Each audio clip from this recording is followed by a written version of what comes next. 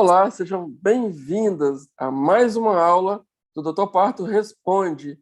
Eu me chamo Eduardo Soares, sou médico ginecologista e obstetra e ensino a você, enfermeira, a como levar as suas pacientes da gestação ao parto, o pré-parto, gestação, parto e pós-parto, sem medo e com segurança, tá? Então, o meu foco é todinho voltado para o período antes da gestação, durante a gestação, parto e nascimento, tá? Levando em consideração que o nascimento é o puerpério e a amamentação, tá? Então, são dois nichos, aí, duas separações importantes para a gente saber que são dois eventos extremamente importantes que acontecem concomitantemente, tá? Então, hoje nós vamos falar para você, né, que gosta de estudar, que gosta de se atualizar, sobre sangramentos gestacionais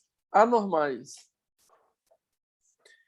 Sangramentos gestacionais anormais, eles costumam acontecer numa quantidade grande de gestantes, né? Então, primeiramente, eu gostaria de falar para você que existem os sangramentos gestacionais que são considerados normais, né? E esse sangramento normal é o que a gente chama de sangramento de implantação, que acontece com muita frequência.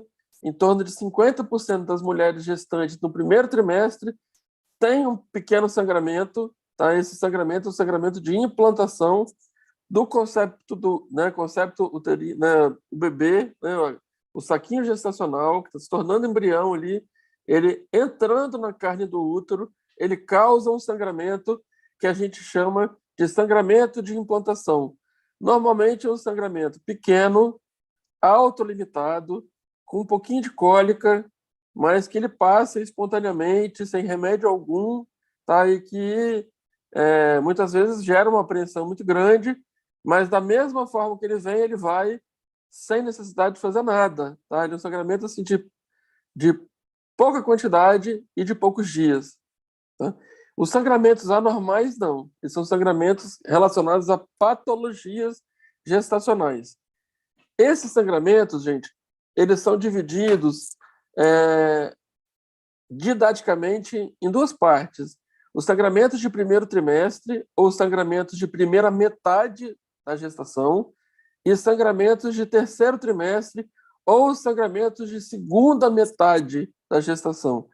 Eu prefiro falar primeira metade e segunda metade, porque nem sempre o sangramento de primeiro, né, o abortamento, por exemplo, que é um sangramento do início da gestação, ele vai acontecer no primeiro trimestre, assim como um descolamento de placenta, que é um sangramento lá do fim da gestação, pode acontecer antes, né? Então, eu acho que a terminologia mais adequada é sangramento de primeira metade e sangramento de segunda metade da gestação. Vamos falar primeiramente do sangramento de primeira metade. Os sangramentos de primeira metade da gestação, eles são, né, podem ser três entidades, né? A ameaça de aborto, o aborto incompleto ou o aborto completo. O que é ameaça de aborto, gente? A ameaça de aborto é aquele sangramento do início da gestação que vem associado a cólicas em pequenas quantidades. O sangramento normalmente é pequeno, autolimitado, né? A paciente sente cólicas, sente desconforto respiratório, às vezes sai um pouquinho de coágulos, alguns coágulos bem pequenininhos. Pode acontecer de ser só um sangramento em borra de café, mas pode ser um sangramento vermelho vivo e que preocupa bastante a grávida, porque ele vem associado a cólicas, né? Quando você faz o exame físico do toque, você nota que a paciente está com o colo fechado. A conduta nesses casos é a orientação de repouso, abstinência sexual e realização de ultrassonografia, né? Ultrassonografia endovaginal, para avaliar a viabilidade dessa gestação. Na ultrassonografia, a gente pode identificar um descolamento de saco gestacional, um hematoma subcoriônico, né, que é um hematoma que acontece nas proximidades do bebê que está implantado, né, E esse hematoma ou esse descolamento, ele pode evoluir ou não. Na maioria das vezes, ele é benéfico, ele é benigno, tá? Então, se for um descolamento de até 30%, a maioria das gravidezes elas vão para frente, vingam, e com o passar dos dias, das semanas, ele vai se tornando tão pequeno que ele não é mais visualizado. Mas ele pode sim evoluir para abortamento, tá? Nesses casos, a conduta é repouso, abstinência sexual, tá? O uso da progesterona é questionável, tá? Embora muitos colegas médicos prescrevam progesterona, e às vezes a paciente até está tão ansiosa que ela te pede com os olhos, né? Porque a amiga dela pediu, né? A amiga dela pediu para... Ah, não, a minha amiga falou que é bom usar, né, tal progesterona. Se ela se sente mais confortável, passa. Mal não faz, mas não existem evidências científicas de que o uso da progesterona vá prevenir, né, esse tipo de ameaça de aborto, porque você não sabe nem a causa, né? Pode ser insuficiência lútea, deficiência de progesterona? Pode, mas pode ser uma porção de outras coisas, tá? Então, o abortamento, ele é multifatorial, né? Então, a ameaça de aborto também, tá? Então, recapitulando, ameaça de aborto, colo fechado, sangramento de pequena monta, né, pequena quantidade, cólicas leves e que normalmente se resolve em 2, 3, 4 dias no máximo. Tá? Ele é um quadro bem delimitado, bem limitado mesmo, e a paciente sangra pouco. Tá? Normalmente ela faz ultrassom, pode identificar ou não alguma alteração, existem ultrassons em que a gente não vê absolutamente nada e a mulher para de sangrar sozinha, tá? O abortamento incompleto é aquele em que a paciente já abortou e ela nem sabia, ou que saiu, né, que ela expeliu algum material que ela acha que não é sangue e que era o saco gestacional ou o embrião, e quando você faz a ultrassonografia, você vê que só restos ovulares, né? Então, coágulos, pedacinhos do saco gestacional que ficaram retidos ali dentro. Tá? Então, nesse caso, a gente considera como abortamento incompleto. No abortamento incompleto, o colo normalmente ele está entreaberto ou aberto. Em algumas pacientes, o colo pode estar fechado. Por quê? Porque o processo de eliminação já aconteceu. Abriu o colo e já fechou. E fechou com uma quantidade de restos ovulares. Nesse caso, gente, eu sugiro que a observação, tá? A observação sempre é o mais importante, porque você, você não conduzir de forma ativa essa paciente é melhor do que você já interná-la para curetagem, tá? Se for uma paciente em que você não vai ter contato com ela, digamos que esteja num plantão, né? Aí realmente a paciente é internada para fazer a curetagem ou a aspiração intrauterina, né, a 1000, e, e se resolve ali, porque você sabe que a paciente não tem outra opção. Mas, se for uma paciente de consultório ou uma paciente que você consiga fazer o controle, tá? Sim, a conduta expectante é melhor para ela, tá? Porque normalmente ela vai eliminar. É uma paciente que ainda está sangrando, tá? Ela não parou de sangrar, ela sangra em borra de café, e ela pode muito bem ficar em casa esperando terminar o sangramento, porque na maioria das vezes esse endométrio vai se refazer e ela vai conseguir eliminar espontaneamente esse pouquinho de material que está ali dentro, tá?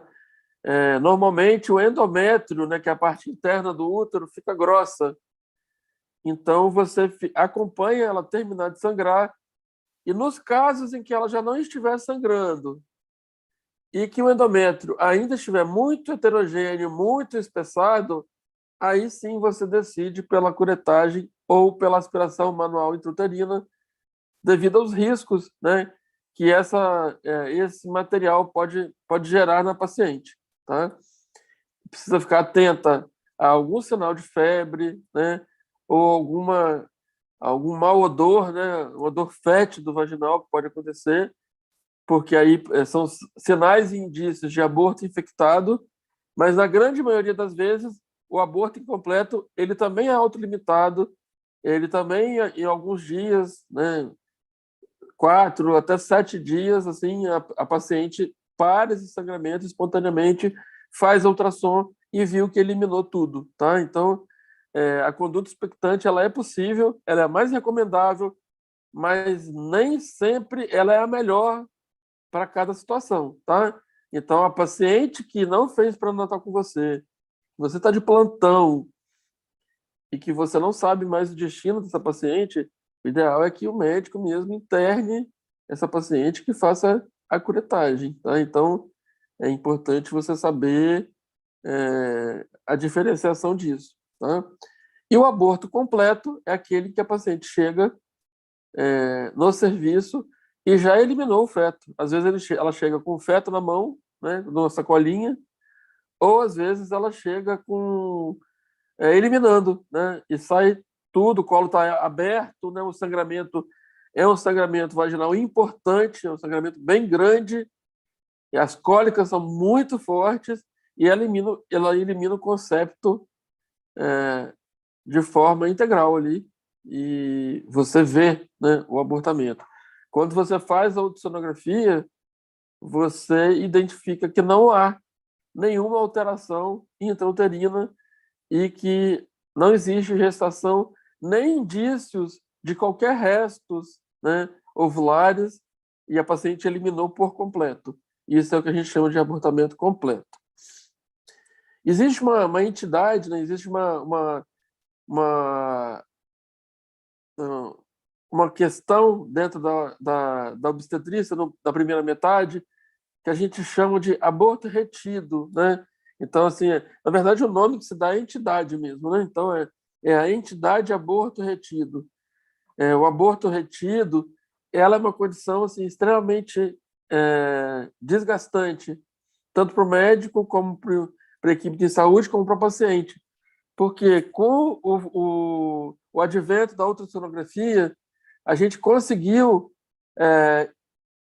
avaliar que o bebê não está evoluindo, que a gravidez não está indo para frente antes da paciente abortar, né? Então, antigamente, quando não existia ultrassom, a mulher só sabia que estava abortando quando ela começava a sangrar. Com o advento da ultrassom, você consegue avaliar com 6, 7 semanas que essa gestação é anembrionada, que essa gestação ela não foi para frente, que você não conseguiu auscultar batimentos cardíacos, ou que o saco gestacional está irregular, não tem vesícula vitelínica, e que ocorreu o que a gente chama de aborto retido. A conduta ideal no abortamento retido é aguardar a eliminação espontânea, né? Esperar com que a mulher entre em processo de abortamento espontâneo. Só que isso gera uma ansiedade tremenda na mulher. Existem mulheres, e a maioria delas, vou falar, que elas não levam com muito conforto essa gestação, porque elas estão doidas para virar essa página, né? Elas já sabem que o bebê não vai para frente, às vezes ela já contou para todo mundo que ela estava grávida, e as pessoas ficam perguntando, e ela não sabe o que falar, ou às vezes ela mesma, né? Fica com medo de ficar com o feto ali dentro, de ter uma infecção, de ter um problema, e ela quer se ver livre daquilo dali. Mas não é a conduta adequada. Então, o médico orienta que a paciente tem que esperar até um mês, né, até 4 semanas, até um mês, a eliminação espontânea, que se dá na grande maioria dos casos. Né? A grande maioria das pacientes com aborto retido, elas vão eliminar e começam um processo de abortamento nos próximos dias. Uma ou outra não. Chega a 30 dias, aí tem que internar e tem que fazer a indução, né, para você abrir o colo do útero para estimular o abortamento, a eliminação do abortamento, ou às vezes a curetagem ou a aspiração manual intraútero. Tá? Então, assim, o abortamento retido talvez seja a situação mais difícil aí entre todas, que é a questão de você esperar a eliminação de um concepto que você sabe que já não vai para frente. Ok? Esses são os sangramentos de primeira metade da gestação. Vamos falar agora sobre os sangramentos de segunda metade. Os sangramentos de segunda metade, a gente vai falar sobre placenta prévia. Né? O que é placenta prévia? Placenta baixa é quando a placenta, na sua implantação, ela não está implantada na parede do útero. Né? Normalmente a placenta ela implanta na parede anterior, na parede posterior ou no fundo do útero. Mas, de forma patológica, a placenta ela pode se implantar em uma das paredes, mas mais baixo que o habitual, próximo ao colo do útero. Né? E é uma placenta que ela pode gerar bastante problema para a gestante. Né?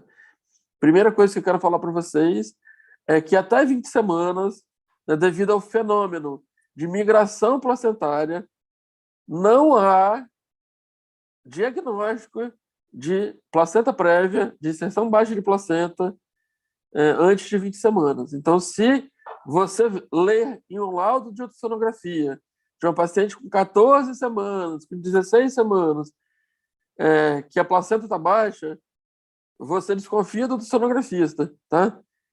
Porque a ultrassom não está bem laudada, tá? Não existe diagnóstico de placenta prévia, né, de placenta de inserção baixa antes de 20 semanas.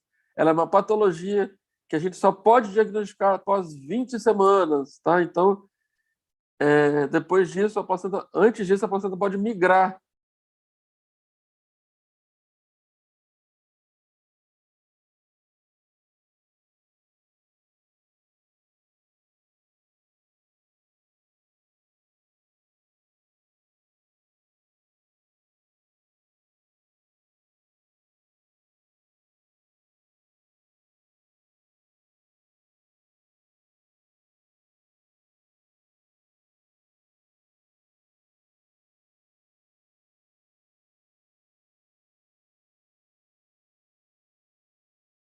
Anterior ou parede.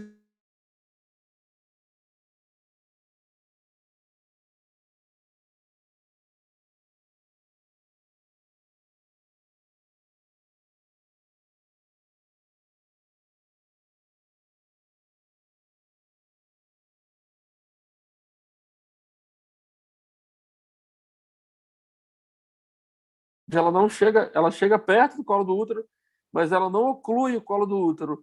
São placentas que né, que a gente tem que ter cuidado. Pode haver algum sangramento da gestação, mas elas são placentas mais tranquilas de você conduzir, né, com algumas orientações para a gestante. E existem também as placentas prévias total ou centro total, né? Placenta prévia total é aquela placenta que ela está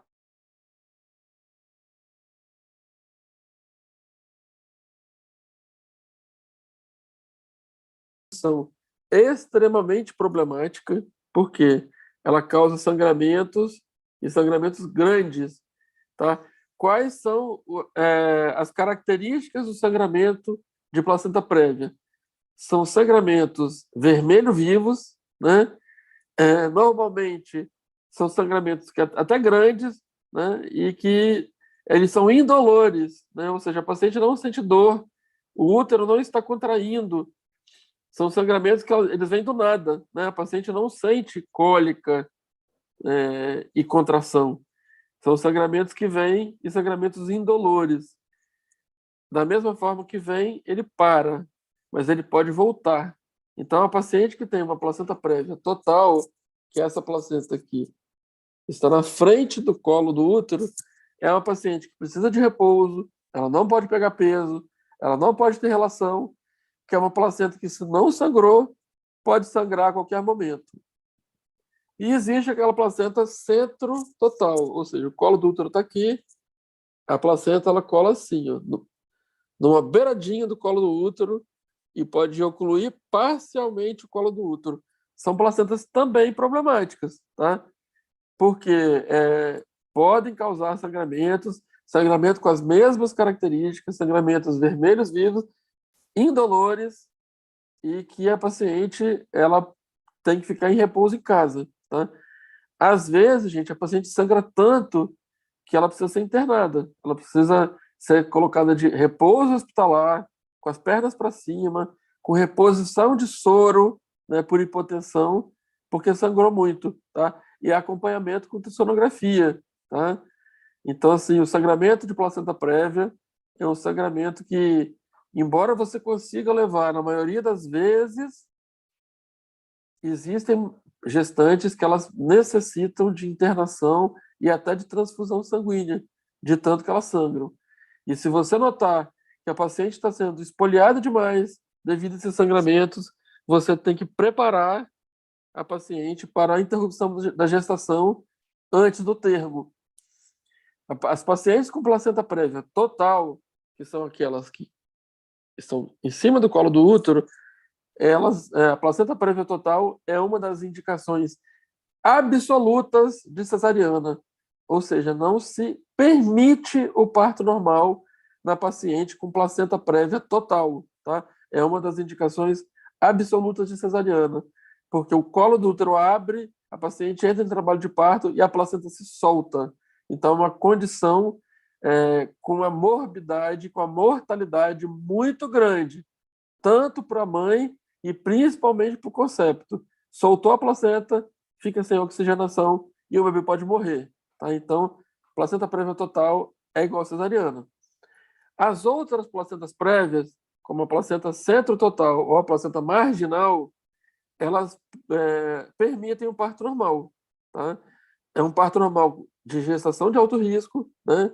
Ela tem que ser acompanhada em um hospital, com equipe bem atenciosa e observando o sangramento. Tá?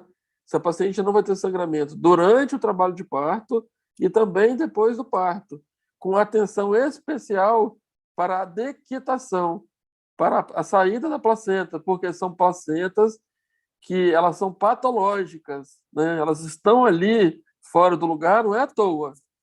Se elas fossem placentas normais, elas teriam implantado na região normal do útero. Então, são placentas que têm uma tendência a ficarem retidas, tá? Então, pode haver o que a gente chama de acretismo associado, tá? Então, ela pode estar mais agarrada no útero e ter dificuldade na saída, né, do que a gente chama de delivramento, né, que é a saída da placenta. Então, atenção especial às pacientes com placenta prévia, o terceiro período, né, do parto, que é o delivramento, ele precisa ser muito bem conduzido, tá bom? Bom, encerrando sobre placenta prévia, vamos falar agora sobre DPP, né, o famoso DPP. Quem que não trabalha em maternidade que não tem medo do DPP, né? O DPP é o descolamento prematuro da placenta. É uma condição extremamente grave em que a gente tem o descolamento parcial ou total da placenta com a paciente no final da gestação. A paciente começa a ter um sangramento abrupto, vultuoso, né, de grande quantidade, com coágulos, e começa a ter dor, né? Contração, muita contração. Então, ela tem um quadro que a gente chama de descolamento prematuro da placenta.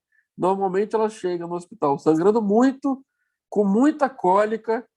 A gente chama o útero de uma paciente que está descolando de útero tetânico, porque é o útero que ele tem um tônus endurecido, né? E as contrações elas são seguidas. Ao contrário da placenta prévia, o descolamento prematuro da placenta, o bebê está em sofrimento, ou seja, o batimento cardíaco fetal altera. Na placenta prévia, o batimento cardíaco está normal, porque a vitalidade do bebê está normal. No descolamento prematuro da placenta, não. O bebê está em hipóxia, né? Ele está em sofrimento, está com falta de oxigênio, e o batimento cardíaco cai ou já é inexistente, o bebê já chega morto. Então, é uma condição extremamente grave em que está indicado o parto mais rápido. Então, qual que é a indicação? É parto normal ou cesárea? o parto mais rápido. Não sei qual vai ser, vai depender da situação. Se ela chegar com o bebê nascendo, é parto normal. Senão, ela tem que ser operada de emergência para tentar salvar o bebê. Tá? Tem uma mortalidade altíssima, em torno de 50% das vezes a gente não consegue salvar o bebê. E a placenta, o descolamento prematuro da placenta, ela está relacionada a algumas condições de saúde da mãe. Hipertensão, pré-eclâmpsia, tabagismo e uso de drogas, como cocaína e crack. Tá? Essas condições, elas são as condições que permeiam o descolamento prematuro da placenta. Pode acontecer também por alguns traumas abdominais, tá? Então eu já vi, por violência doméstica, eu já pude ter o desprazer de acompanhar um DPP de plantão de uma paciente que sofreu violência doméstica pelo parceiro e que chegou lá com descolamento da placenta, né, muito grave, muito triste isso aí, mas também pode acontecer. Mas, normalmente, o descolamento prematuro da placenta, ele tem um tabagismo, o uso de drogas, uma hipertensão ou pré-eclâmpsia associados, tá? Então, isso daí é o que a gente vê de mais comum, ok? Então, ao contrário da placenta prévia, que você pode acompanhar a gestação para retirar, né, o bebê, né, ou estimular o parto no momento adequado, né, o descolamento prematuro da placenta você não tem tempo, você tem que fazer imediatamente, e se você não fizer o diagnóstico, você perde, tá? Você perde o bebê, você pode perder a mãe, ou você pode perder o útero da mãe, né? Ela pode ter que fazer esterectomia, porque o útero, depois, se ele tiver muito infiltrado de sangue, de coágulos, né, é o que a gente chama de útero de Cuvier, né? Esse útero de Cuvier, ele é o útero em que ele está tão amolecido e infiltrado que ele não consegue contrair. Esse útero de Cuvier, você pode ter né, que operar a paciente e fazer uma esterectomia por falta de resposta a medicações estimuladoras de contração de útero. Tá? Vamos lá para o acretismo placentário. O acretismo placentário é quando a placenta ela entra mais do que deveria dentro do útero, né? A placenta, normalmente, ela se implanta na camada superficial de dentro do útero, chamada de decídua, né? O endométrio, no período gestacional, é chamado de decídua. A placenta se implanta aqui, na decídua. Só que existem, né, patologias placentárias que fazem com que ela entre mais dentro do útero. Então, pode acontecer o que a gente chama de placenta acreta, né? Placenta com acretismo. E esse acretismo, ele tem graus, né? A gente chama de placenta acreta, placenta increta e placenta percreta, né? A placenta percreta é aquela que tem a infiltração né, de toda a parede uterina, e a placenta está aderida na serosa do útero, ou seja, na parte de fora. É uma condição gravíssima, mas gravíssima, gravíssima, né? Em que a paciente tem grande chance de perder o útero e de ter hemorragia durante a cesariana, tá? A placenta increta é aquela em que a placenta ela está aderida, ela está infiltrada até o miométrio, tá? Só que ela não chega até a serosa. É uma placenta que é aderida, que não sai espontaneamente, dificilmente ela vai sair, né? Ela vai ter que ser retirada, né? E com o diagnóstico ultrassonográfico, o ideal é que você agende a cesariana dela, com reserva de sangue, no melhor momento, de preferência de dia, tá? Porque é uma paciente que vai ter um parto problemático.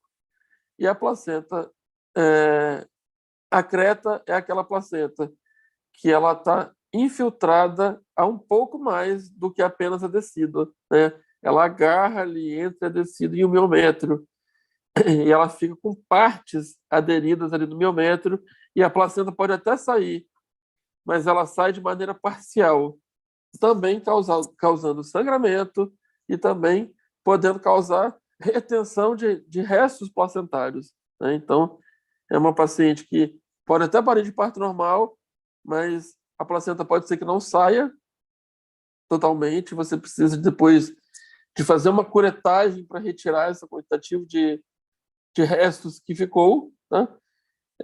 Então, são 3, né, placentas extremamente complicadas. Uma coisa que eu gostaria de falar com vocês aqui é que o índice de acretismo placentário vem crescendo no Brasil. Por quê? Porque um dos fatores causadores do acretismo placentário é a cicatriz cesariana. Tá? Então, quanto mais cesarianas a mulher tem, quanto mais sucessivas forem essas cesáreas, maior a chance de acretismo placentário. Por quê? Porque na região da histerotomia, né, do corte que você faz para retirar o bebê, ali você pode fazer uma área que é uma área que não é uma área fisiológica, é uma área patológica, uma área que foi aproximada, né, ela foi suturada com fios.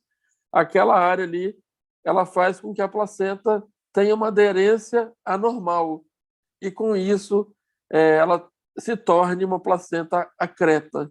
Então, hoje, no Brasil, a principal causa de acretismo placentário se chama excesso de cesarianas. Tá? O acretismo placentário ele é muito mais comum na paciente com sucessivas cesarianas. Tá? Praticamente não acontece nas nulíparas, tá? Nas pacientes que não tiveram filhos. Mas nas pacientes com cesarianas anteriores, ela é muito, mas muito comum. Então, assim, por isso que a gente se preocupa quando a gente vê uma menina de 16, 17 anos sendo submetida a uma cesariana. A gente pensa, meu Deus, ela tem um intervalo reprodutivo muito grande. Quantos filhos essa menina vai ter, né? Já está comprovado por meio de estatística que a menina que começa a gestar muito cedo, ela vai ter mais filhos. Então, se ela começar a ter cesarianas sucessivas, a chance dela ter acretismo placentário, uma hemorragia de parto e morte é muito grande, de perda de útero também, né? A gente sabe que a principal causa de mortalidade materna no Brasil são as condições hemorrágicas, né? Então, assim, as síndromes hemorrágicas são das condições que mais matam mulheres no período puerperal. Então, assim, gente, é uma condição preocupante demais, demais a conta. Então, não poderia me abster de falar isso para vocês, tá? E a última patologia do segundo trimestre pode acontecer com a gestante é o que a gente chama de sangramento de vasa prévia. O que é sangramento de vasa prévia? A vasa prévia é uma malformação da placenta. Aí, gente, diferente do que eu falei para o atletismo, a vasa prévia ela é uma condição mesmo de formação. Tá?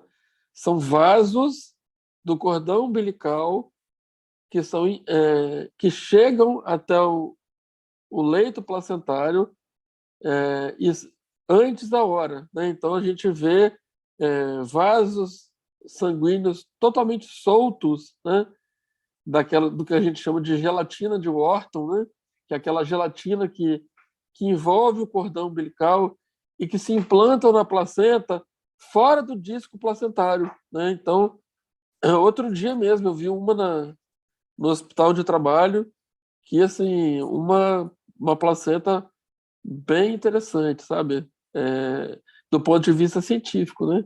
Porque do ponto de vista clínico para paciente é extremamente grave. Tá? Então é uma condição. Primeiro, o que causa a vasa prévia? Primeiro, morte súbita.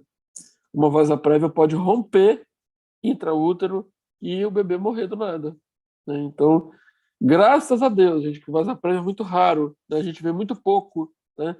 Por quê? Aquele vaso fica assim, ó, como se fossem vasos, né, que saem do cordão umbilical e que se implantam na matriz placentária assim, ó, igual um guarda-chuva, né? Então, esse vaso aqui pode romper, porque ele está solto, e causar uma hemorragia intraútero e o bebê morrer. Então, é uma condição que causa morte súbita intraútero. Do nada, o bebê parou de mexer e você vai fazer o diagnóstico, você vê a placenta, né, a vasa prévia. E segundo, durante o trabalho de parto, ele pode causar sofrimento fetal.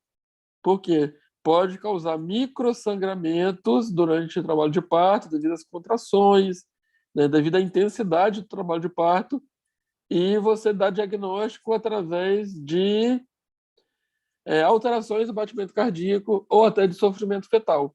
Então, vasa prévia pode estar relacionado a causas não determinadas de sofrimento fetal que vão aparecer posteriormente. Você vai ver, você fala assim, meu Deus, por que esse bebê sofreu?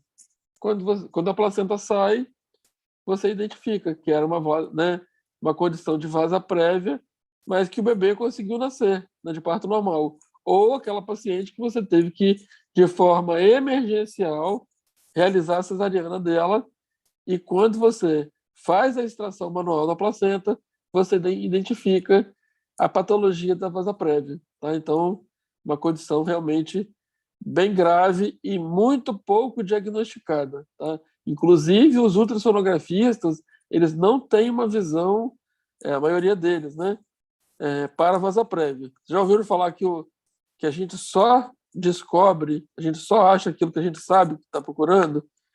Então, a ultrassonografia é a mesma coisa. O ultrassonografista ele precisa de lembrar da entidade vasa prévia, né, para que possa ser feito o diagnóstico. Aquilo que você não sabe que existe, você não vai diagnosticar, tá? Então, assim, a ultrassonografia às vezes esquece da vasa prévia, e eu já vi, assim, por diversas vezes, uma vasa prévia passar batido, né, através, né, mesmo tendo ultrassons, porque o ultrassonografista não se atentou para esse detalhe, né, da implantação aí entre o cordão umbilical e a placenta, tá? Então, a vasa prévia é o quarto, né, sangramento da segunda metade da gestação. Para fixar o conhecimento, nós vamos falar, né? Então, diferenças: placenta prévia, bebê bem, sangramento grande, sem dor. Sangramentos intermitentes, ou seja, sangra uma vez, dá um tempo, sangra de novo, dá um tempo, sangra de novo. Descolamento prematuro da placenta, sangramento vultuoso, com coágulos, muita dor e bebê em deterioração clínica, ou seja, o bebê não está bem, ele está em sofrimento fetal. Conduta imediata, retirar o bebê ou assistir o parto normal, acelerar a saída do bebê se for de parto normal. Acretismo placentário, se não for diagnosticado, né, se for acretismo leve, pode nascer de parto normal, mas pode haver retenção placentária, dificuldade na saída da placenta, do delivramento. Se for diagnosticado através de ultrassom, o que a gente chama de placenta increta e a placenta percreta, que são placentas com grau de infiltração maior no útero, a indicação é de cesariana eletiva, programada, com reserva de sangue e hospital com UTI, porque a chance muito grande da paciente perder o útero e a chance é muito grande da paciente ter um sangramento muito grande durante a cesariana. São condições extremamente graves e que você dificulta muito se você fizer o parto de madrugada, por exemplo. Vasa prévia, condição extremamente rara em que os vasos, né, do cordão umbilical se implantam de maneira inapropriada no disco placentário e eles entram na placenta fora do disco placentário, causadora de morte súbita intraútero e também de sofrimento fetal não diagnosticada, que a gente só diagnostica quando nasce, tá? Esse é do segundo trimestre.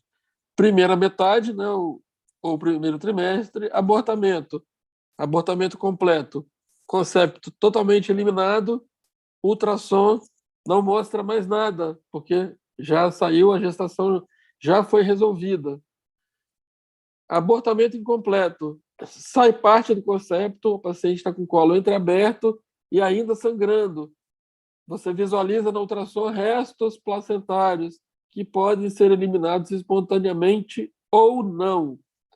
E ameaça de aborto, o bebê está viável, está vivo, você ouve os batimentos cardíacos, mas existe alguma alteração, como descolamento do saco gestacional, hematoma subcoriônico, que na grande maioria das vezes é resolvido em algumas semanas, essa patologia é resolvida e a mulher continua com a sua gravidez. Ok?